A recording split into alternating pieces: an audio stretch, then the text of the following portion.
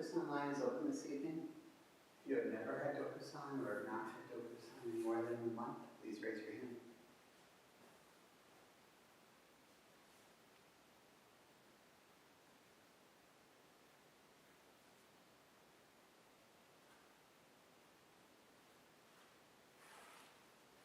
Thank you.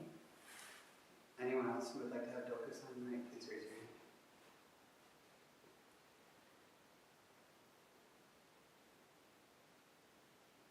Thank you.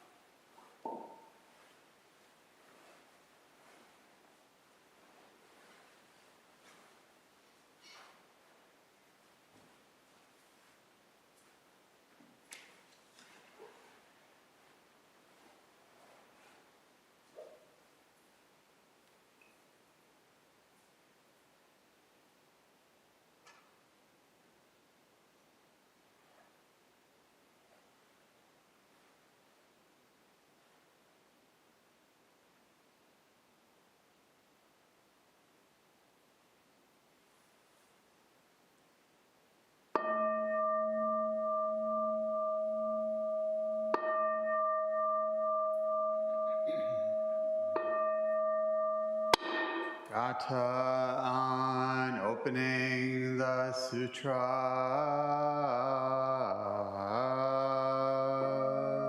The Dharma incomparably profound and infinitely subtle is rarely encountered even in millions of ages. Now we see it, hear it, receive and maintain it. May we completely realize the Tathagata's true meaning.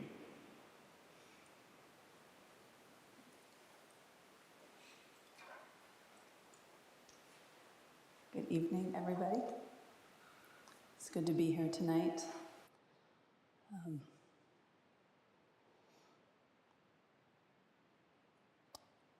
I was out for a walk today, and the snow has kind of started to melt a tiny bit on the edge of the trail. I felt like it was very warm, so I had only my sweatshirt and, accessories. And then Shokai and Soan and I were talking about how the weather's gotten warmer outside and somehow it feels colder inside. Does anybody notice this? Like you have a chill inside? And so we're just really in that space of you can feel we're turning out of winter and into spring, but it feels very far away still. But also you can hear the birds and the light is shifting. Roshi noticed this morning that the sun coming up in the zendo at dawn zazen is not at this window anymore, it's making its way, right? So, we know it's coming, we kind of feel it, and yet it's still so cold and windy and gray, and we persevere, right? It's definitely still winter, and we're definitely turning towards spring. And so as, the seasons are shifting, so is our temple schedule. We also follow the 4 seasons in the temple schedule. Winter has been just a lovely time of more quiet at the temple, less scheduling. We even take a couple weeks off, around the solstice, which feels very distant now, but it did happen, right? Solstice did happen. But we've been following this theme of every step home this winter, which I hope for everybody has been a strong source of practice. What does it mean for every step to be home? And especially in the winter, as we're kind of, a little bit maybe more isolated at home without being outside so much, and the holidays are done, and we're just at home with the snow, and if you're lucky, a candle or a fire and a good book. And so what does it mean when every step is home, when those situations aren't so ideal, when the wind is so cold and cutting, and the grief feels heavy, and the tears come, and the heartbreak is there? Finding the home in that has been really rich practice, I think, for the whole Sangha. And then from the winter practice period sort of mirrors our summer practice period in terms of temple programming, very different flavors, right? In the winter, we do have that rooted feeling, and in the summer, there's the growth that's occurring from the integration that we've been doing, right? So this summer, there's life everywhere and activity, And still there's this sort of steadfast practice that's going on, mirroring the winter. And then in the fall and the spring is more dynamic, right? The seasons are really in shift. And we have the stability of the summer heat and the stability of the winter cold and snow. But in the spring and the fall, everything is changing so quickly. And it's during these times that we practice Ango. So Ango is when we, at the temple, we offer more programming. There's, teaching workshops, and there's Saturday Zazen comes back in the dawn, not just Tuesday through Friday, but Saturday is there too. We have this Ango, we're going to have noble conversation, discussion groups to talk about the Ango and our practice and how things are going, to connect with each other. And then you also have in Ango the option of creating a personalized commitment plan for deepening your practice, because that's really what Ango is about. It's about this opportunity to really focus on deepening practice, whatever that looks like for you. And we have a designated topic of study during Angos also. So Ango opens on Sunday, 4 or 5 days from now, and we have a ceremony. If you've never been, please come and enjoy. And if you've been to dozens and dozens, please come and enjoy. We pass out the red threads as a reminder of our commitment to practicing, and we sign the Ango scroll. And this Ango, Rinsen Roshi will be leading us, and we will be studying the theme of realizing and practicing the Lankavatara Sutra. So you may remember we had a Lankavatara Sutra Ango a few years ago, in the spring, 2 years ago. And you don't need to watch all the discourses on YouTube to catch up. You can just jump right in.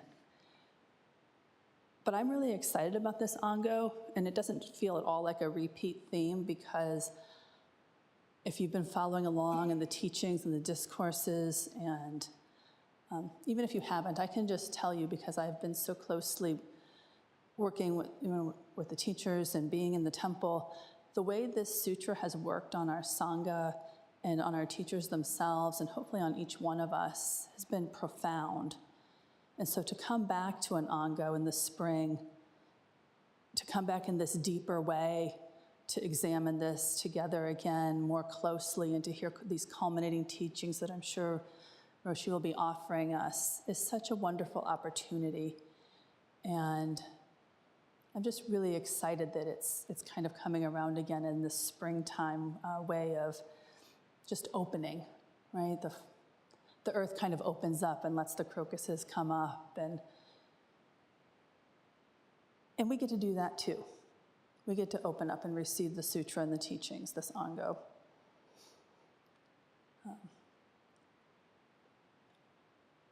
I think we're coming into what for me is one of the most challenging weather seasons of all, where the snow is melting and the mud is rising and it's all mixing together, and it's gray, and you can see just so much mess. And it just feels it can feel so reflective of how our lives can feel, with the mud and the ice and the snow, and the rain and the freezing rain, all intermingling while the crocuses are trying to come up. And we're just in this place of transition. And it's just, you can feel like one transition after another. If you just think about the season of spring, Ango, we're going to start with 10 and a half hours of sunlight on Sunday for Ango opening. And when Ango closes on May 10th with Dharma Combat, which you should come to, even if you're nervous, you should come and participate. When that sun goes down on Ango close, we'll have had 14 and a half hours of sunlight, right? And the zendo will be surrounded by green, the leaves of the trees, to be clear. And there is something, if you've been around a few years, you really appreciate the way the zendo changes with the seasons, right? And because we're surrounded by the trees. And the light comes in the windows at different angles. In the winter, Buddha enjoys a glorious sun bath every day at 4 o'clock, which he doesn't get in the summer because the sun has shifted so much. But there's this way of practicing steadfastly throughout the seasons and coming back to this place here that itself helps us develop equanimity because we're still practicing, right? The sun is in a different place. Our lives are in a different place. The joy and the sorrow and the grief and the pain and the marriages and the divorces and the births and the deaths are all happening, and we're practicing right through it. So this Ango, while we're practicing, the earth is also practicing deeply, right? The earth just accepts the snow and the mud and the ice and the freezing rain and the sunshine and the crocuses. The earth rejects none of that. And so that's how we have to practice too, by rejecting none of that. Rejecting nothing at all, using all the ingredients of our life to practice. And how we practice with that, especially in Ango, when we have this extra support. Ango gives us extra community support for each other. We have these chances to have more noble conversations, these chances to come to the teaching workshops together, perhaps session, various places that are more present, right? We try to engage the temple schedule more, so we're sitting zazen together more. We're connecting online. The distance members come together for Zooms and practice. So we're all kind of doing this together, and there's this extra support for us to be practicing with our lives exactly as they are. It's a very rich opportunity to practice. And on Sunday, last Sunday, Rinzin Roshi was reminding us that Ango is a Buddhist tradition that goes back to the time of Shakyamuni Buddha, right? The Buddha would call all of the disciples, all of the monks together to stop the traveling, to stop the ways they've been practicing throughout the year and come together into a concentrated practice, a deepening of practice. And you'll see this across Buddhist traditions, Theravadan, Tibetan, Korean lineages. There's different names for it. There's the Rains Retreat, or the Vasa is the Theravadan term.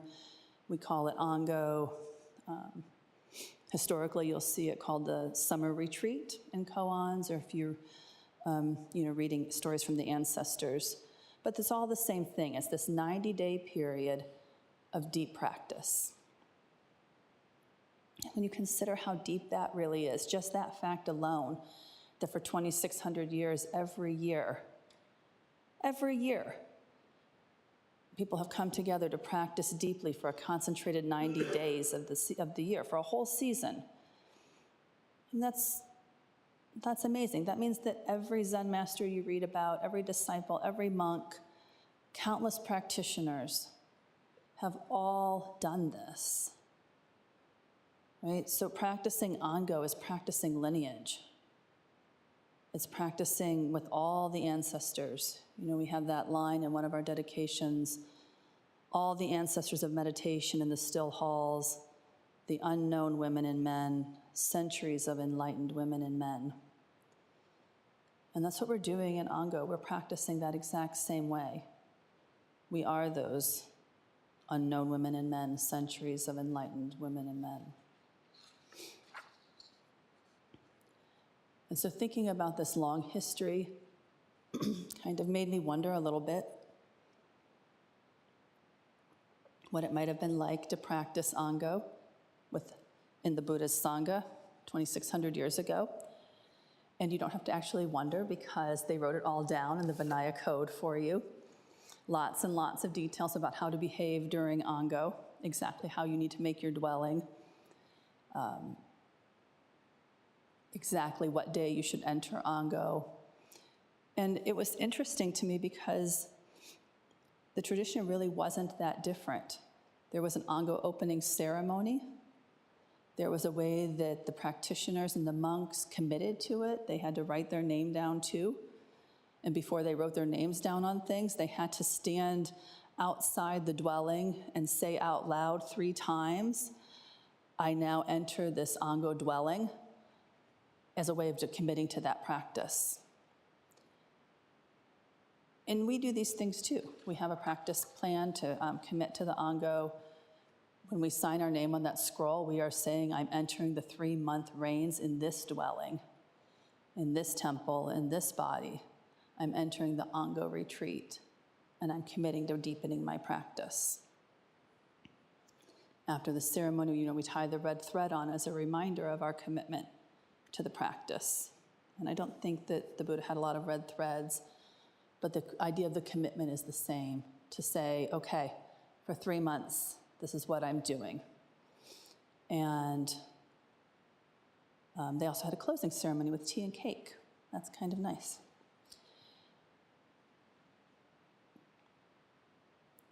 And they also made a vow to encourage and to support each other. And I think that's a really important part of our noble friendship in the Sangha, because inevitably, our life will ebb and flow even over the course of these 3 months. What we think we might set out to do maybe is no longer possible. Life circumstances change. Or what we set out to do, we find we have more time and space and energy, and we bring even further practice in as we can. And so that ebb and flow was part of the Buddha's, the original Buddha's Sangha's Ango also. There were specific reasons that would come up that a monk, an ordained monk who was committed to cloistered life in the Sangha, was permitted to go and practice this with their life outside of the Sangha. So, being summoned to help somewhere, or taking care of your parents because they're ill, becoming ill yourself, needing to fix your home because the roof is leaking during Ango and that needs repaired. Right? Like the Buddha said, you have to go do that. You have to live your life as it is. Your parents are sick. Your roof is leaking. You have to take care of those things. And that's not separate from practice. So you take the practice with you into those moments. And so I think it's important that we keep that in mind as we're in this Ango, that the things we face are no different than the unnamed women and men of the centuries past. We've all practiced with the ebb and flow of life.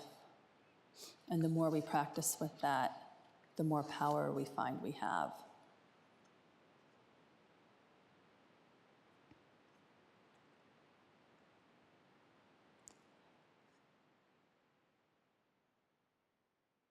Doan Roshi talked on Sunday about the calm abiding of Ango, this way of every step home manifesting in Ango now.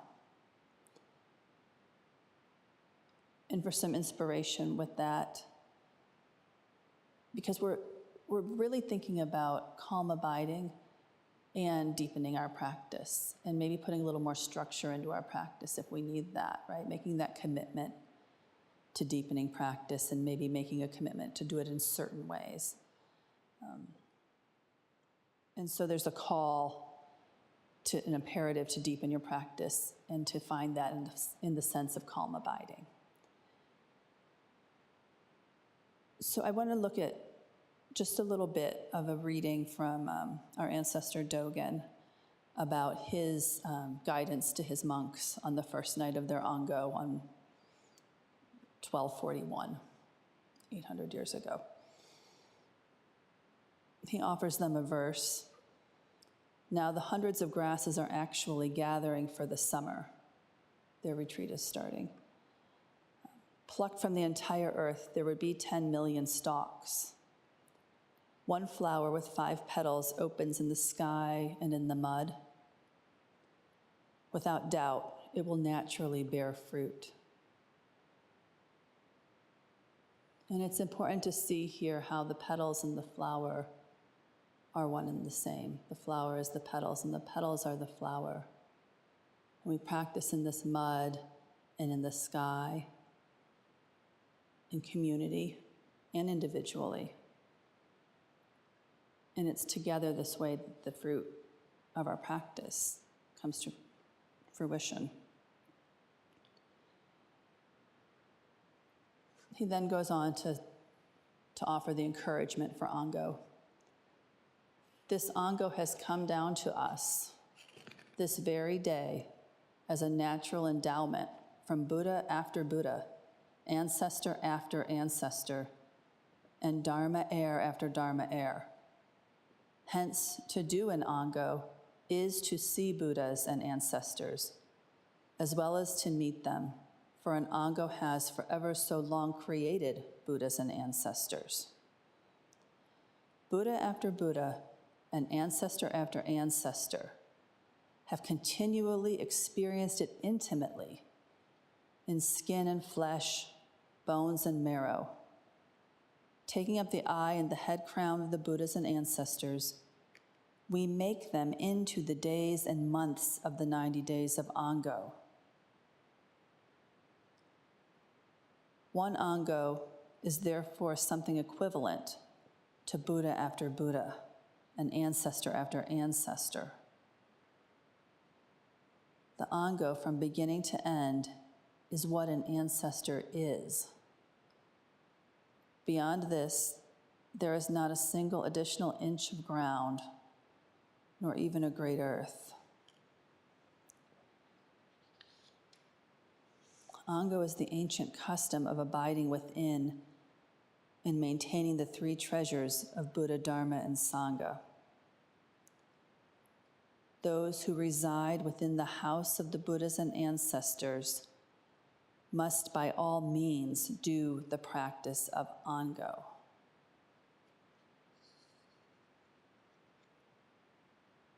This is what Dogen offers us.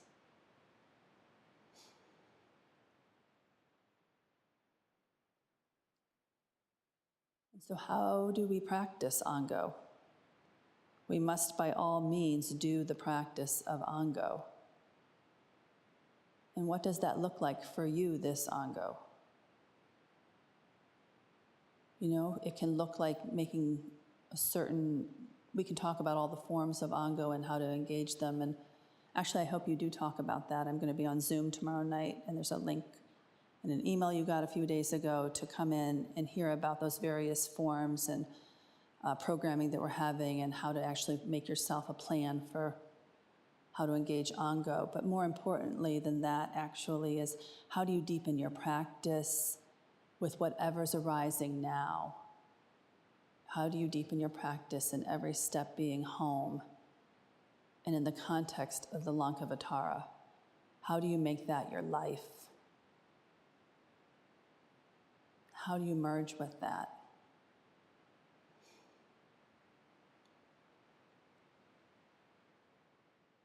And how do you just trust? Trust the process and trust your practice and yourself. Sometimes people ask me, like, how do they know that their practice is working? And I asked Doan Roshi that several years ago myself. And I almost always just tell them what she told me because it's so true and it's so verifiable. You know the practice is working when your life is becoming more workable. When you find that it's easier to love people. When you find that that compassion in you surprises even yourself sometimes. But really it's about noticing where your life is becoming more workable and how much easier it is to love people. And you are people, so much easier to love yourself. And it doesn't happen overnight, right? Vincent Roshi talks about 1%, eroding things 1%. This is deepening our practice. So, a few qualities that help with this are having faith in the practice and trusting. You know, there is a lot of value in making an actual practice plan and following it to the best of your sincere ability. And at the same time, having grace for yourself in all times. Grace balanced with restraint, balanced with discipline, balanced with faith. And there's a way that practice does seem to generate more energy and space and time. And this is really worth investigating, because this is what allows that to open up. So if this is your first Ango, enjoy it with beginner's mind and an open heart. And if this is your 10 millionth Ango, enjoy it with beginner's mind and an open heart.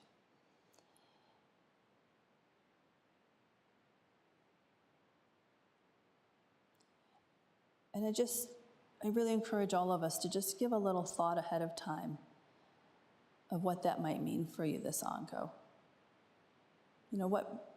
Sit with yourself and feel what needs to happen in your practice.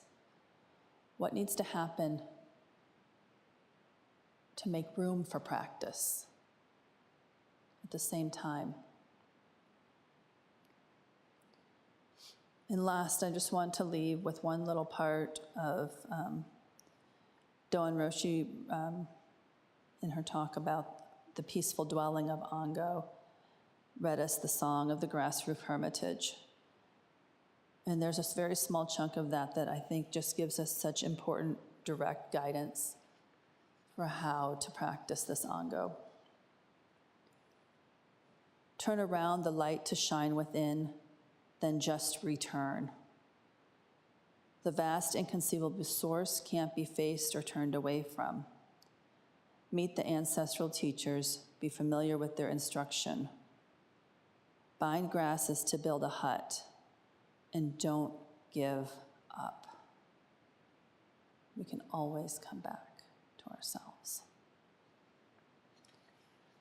Dedicate the merit of this Dharma talk to all those who do not have access to the forms that support the deepening of practice, who do not have access to teachers, to those seeking their spiritual path.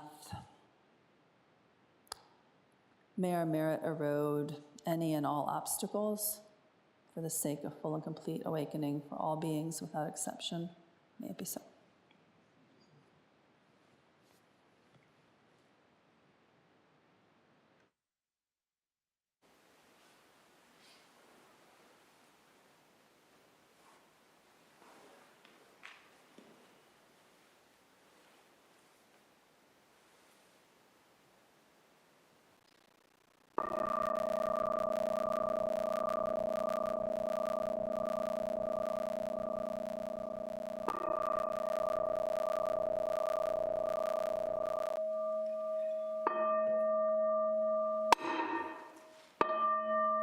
Beings are numberless. I vow to free them. Delusions are inexhaustible. I vow to end them. Dharma gates are boundless. I vow to enter